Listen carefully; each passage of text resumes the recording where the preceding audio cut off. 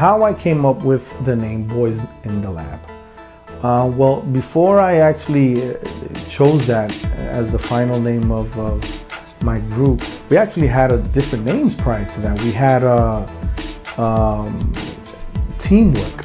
That was one of our first names, actually the first name that we had. We just spelled it differently. I believe it was WERK.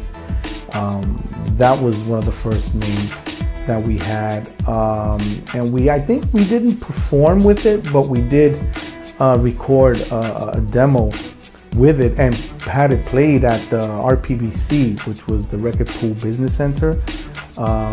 With a friend of ours was the president. His name was Eddie Rivera, and he gave us that first opportunity and played it at one of his feedbacks. And it got good reviews, believe it or not, for what it was. It was a demo. So we went under Teamwork at the time. And then we switched over to Inner Vision.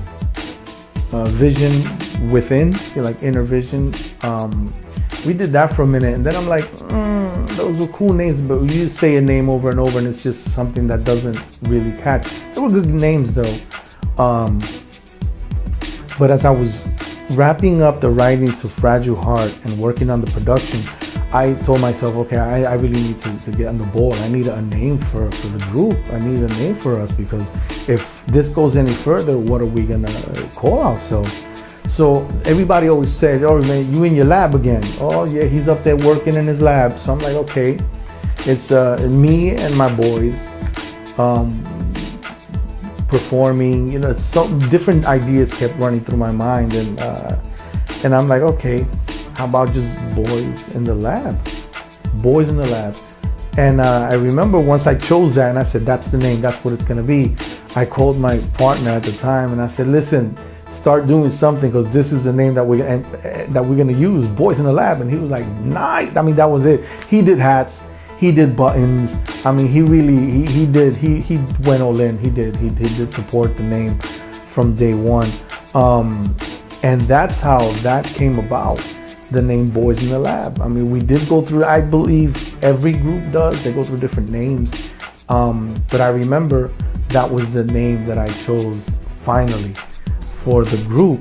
And it's funny how Angel and I met through a mutual friend, because again, when I was creating all this stuff and writing, it was just my production. That's all I was doing things, and I didn't really have a set group or anyone that I would trust to do this with, to do a group with. So I had a friend of mine, KL. Some of you may know him from TKA as K7. So he was in my studio, we're hanging out, just talking, and he also knew Angel.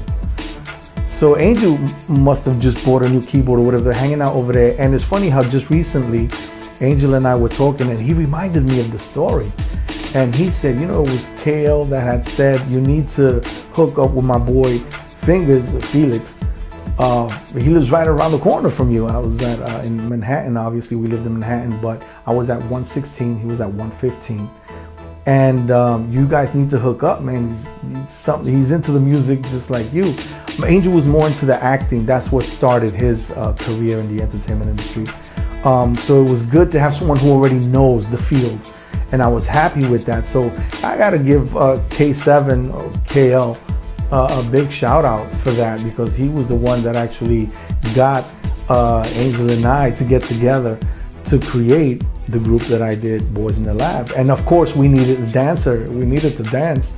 So a good thing that Tony, a cousin of mine, was a dancer, a great choreographer. So that's how we came about. It was me, Angel, and Tony. And that was it. That's how we became Boyz in the Lab. And as they say, the rest is history.